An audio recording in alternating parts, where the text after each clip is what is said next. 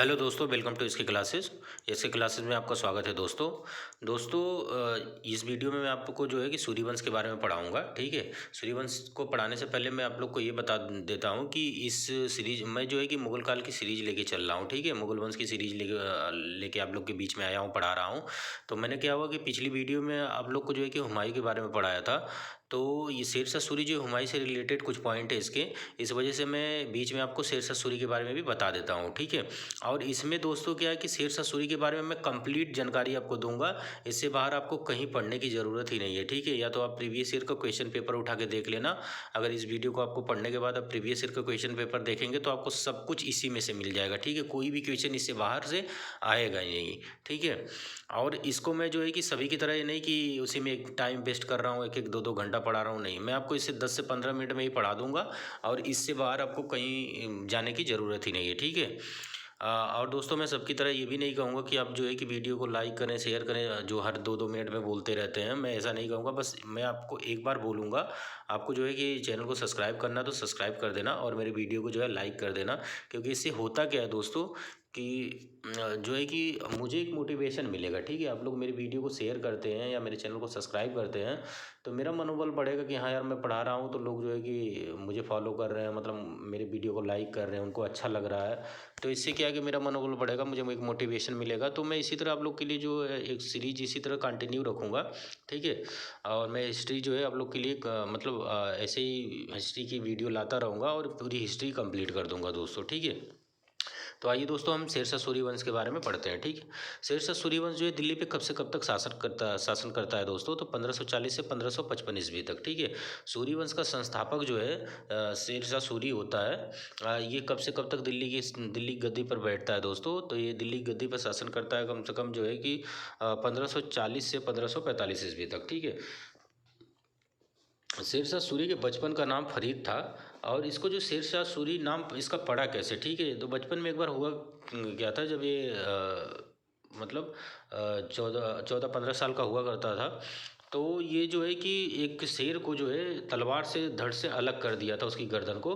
तो इसको जो है कि बाहर अली नुमानी नाम का एक व्यक्ति था, उसने देख लिया था और उसने ही इसका नाम जो है शेरशाह सूरी रख दिया। ठीक है। इसका शेरशाह सूरी नाम कौन रखा था, कभी कभी क्वेश्चन पूछ लेता है दोस्तों।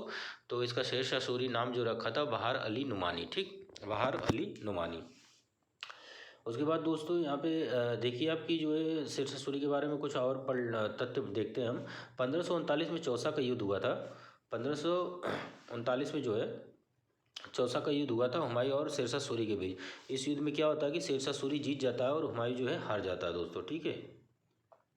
इस युद्ध में जो है हुमायूं हार जाता है। तो उसके बाद दोस्तों क्या होता है कि अगले साल ये पुनः जो है युद्ध लड़ता है।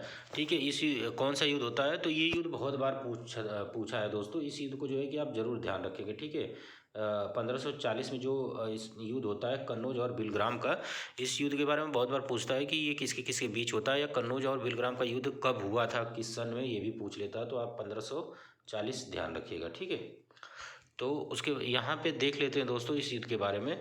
इस युद्ध में जो है कि हुमायूं जो है हार जाता है और शेरशाह सूरी जो है दिल्ली पर कब्जा कर लेता है। ठीक है। इस युद्ध में होता क्या है कि इस युद्ध में हुमायूं जब हार जाता है तो वो भग जाता है दिल्ली छोड़ के। अगर वो नहीं भगता तो शेरशाह सूरी के हाथों मारा जाता। तो इसी युद्ध के बाद जो है कि दोस्तों शेरशाह सूरी वंश की स्थापना शेरशाह सूरी करता है। ठीक है। शेरशाह सूरी भी बाबर की तरह ही एक महान शासक था, ताकतवर शासक था।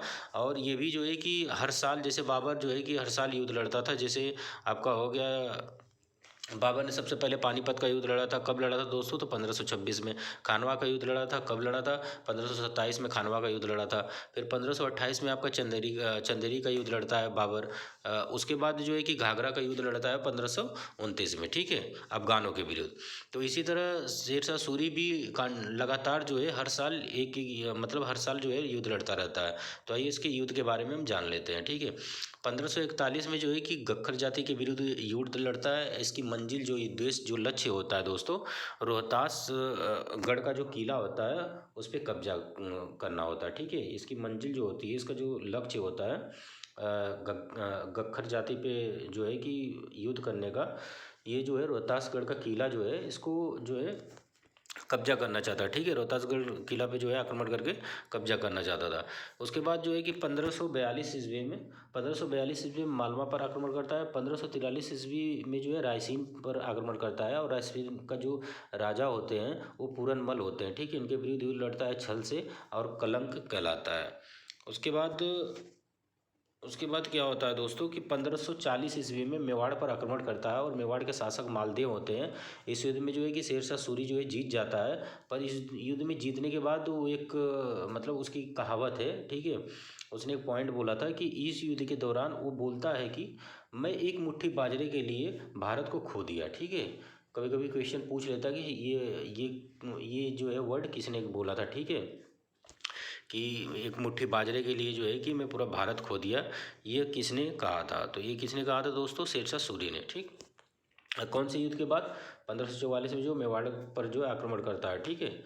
मेवाड़ पे जो आक्रमण करता है 1544 में, उसके बाद जो है ये वर्ड वो बोलता है। उसके बाद दोस्तों कि 1545 ईस्वी में कालिंजर पर आक्रमण करता है, और कालिंजर के जो शासक होते हैं कीरत सिंह होते हैं। और इस युद्ध में क्या होता है दोस्तों कि शेरशाह सूरी जो है एक इक्का नामक अस्त्र चलाता है। जो मैं पॉइंट वो किया हूँ दोस्तों ना, इससे जो है आप पॉइंट कर लेना, ठीक है। इसको पॉइंट डाउन कर लेना अपने कॉपी पे। ये जो है कि ये बहुत बार पूछता है कि शेरशाह सूरी मरा कैसे था, ठीक है, कैसे मृत्यु हुई थी। तो इक्का नामक जो है अस्त्र चला रहा था, और वो अस्त्र दीवार से टकरा कर जो है शेरशाह सूरी के पास गिर जाता है, और इसकी मृत्यु हो जाती है, ठीक है दोस्तों।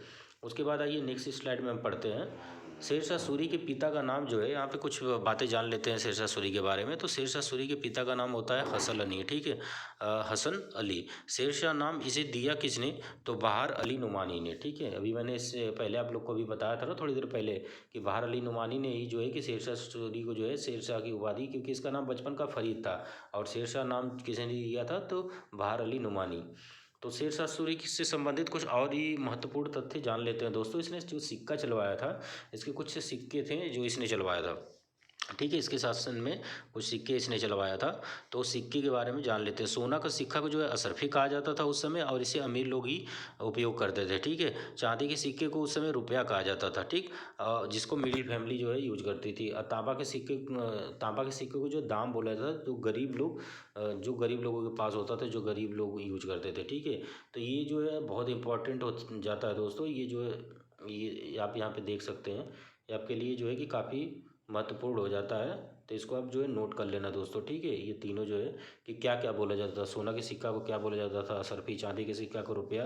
तांबा के सिक्का को दाम बोला जाता था, ठीक है। तो ये आप नोट कर लेना दोस्तों। इसकी उपाधि थी दोस्तों हजरत आला, ठीक। हजरत आला इसकी उपाधि थी। एक उपाधि इसकी और थी दोस्तों, सुल्तान ए आदिल। एकमात्र उपाधि जो है मुगल काल में थी, ठीक है। एकमात्र दिल्ली सल्तनत पे जो राज कर रहे थे, तो एकमात्र जो है मुगल काल में जो है इसकी उपाधि थी आपकी सुल्तान ए आदिल। उसके बाद दोस्तों इसने मतलब काफ़ी काम करा था अपने शासनकाल में, ठीक है। काफ़ी कुछ किया था। तो इसमें देख लेते हैं कि अच्छी प्रशासन की व्यवस्था भी इसके ही शासनकाल से स्टार्ट हुई थी। उसके बाद इसी के नक्शे कदम पे आपका जो है अकबर चलता है, ठीक है। अकबर जो है इसी को फॉलो करता है, शेरशाह सूरी को ही। जो अकबर के दरबार में टोडरमल होते हैं, वो सबसे पहले यहाँ पे शेरशाह सूरी के दरबार में पहले रहा करते थे, ठीक है। जो टोडरमल हैं पहले जो है इसी के दरबार में रहा करता था। बाद में जो है अकबर के दरबार में आकर भी जो है शेरशाह सूरी के रास्तों पर जो है कि ये बाद में जो है अकबर के दरबार में आ जाता है टोडरमल, ठीक है। और जो अकबर हैं ये शेरशाह सूरी के रास्ते पे ही चलते हैं, ठीक है। जो अकबर था वो भी एक महान शासक था, वो जो है कि शेरशाह सूरी को ही जो फॉलो करता था दोस्तों, ठीक है। अब शेरशाह सूरी के बारे मतलब शेरशाह सूरी ने करा क्या, कौन कौन सा काम करा था, तो दोस्तों यहाँ पे आप जान लीजिए। पट्टा की शुरुआत किसने की थी? शेरशाह सूरी ने। कृषि रैयतवाड़ी व्यवस्था किसने चलाई थी? ये भी शेरशाह सूरी ने, ठीक है। उसके बाद सासाराम का मकबरा किसने बनवाया था? तो शेरशाह सूरी ने। और शेरशाह सूरी को जो है कि इसी में दफनाया, उसका शेरशाह सूरी का मकबरा भी यहीं पे है, ठीक है। शेरशाह सूरी को दफनाया भी यहीं पे गया था। जीटी रोड का निर्माण किसके शासनकाल में हुआ था? शेरशाह सूरी ने ही जो है जीटी रोड का निर्माण करवाया था, ठीक है, कलकत्ता में, पेशावर लाहौर के बीच में। 1545 में इसकी मृत्यु हो जाती है। इसके बाद इसके पुत्र गद्दी पर बैठते हैं, ठीक है। आइए इसके पुत्र के बारे में भी जान लेते हैं दोस्तों। तो इस्लाम शाह सूरी होता है जो 1545 से 1554 ईस्वी तक जो है जो है कि शासन जो है करता है दोस्तों, ठीक है। शेरशाह सूरी के बारे में आपको मैंने बताया था कि शेरशाह सूरी जो है कि 1540 से 1545 ईस्वी तक दिल्ली की गद्दी पर बैठता है। उसके बाद जो है कि इस्लाम शाह सूरी उसका पुत्र 1545 से 1554 ईस्वी में बैठता है। हालांकि इनके बारे में कभी कुछ पूछा नहीं जाता है, बस इनके बारे में यही पूछा जाता है कि जो आदिल शाह सूरी होते हैं इनको हुमायूं हरा देता है 1555 में और गद्दी को पुनः प्राप्त कर लेता है दोस्तों, ठीक है। तो उसके बाद आदिल शाह सूरी हैं जो 1554 से 1555 में जो इस दिल्ली की गद्दी पर बैठते हैं। उसके बाद 1500 जो है कि अब ये पॉइंट है, यही हमेशा जो एग्जाम में पूछता रहता है, ठीक है दोस्तों। यहाँ पे आप देख सकते हैं कि ये पॉइंट है, यही पूछता रहता है। जो 1555 में सरहिंद का युद्ध हुआ था, ठीक है।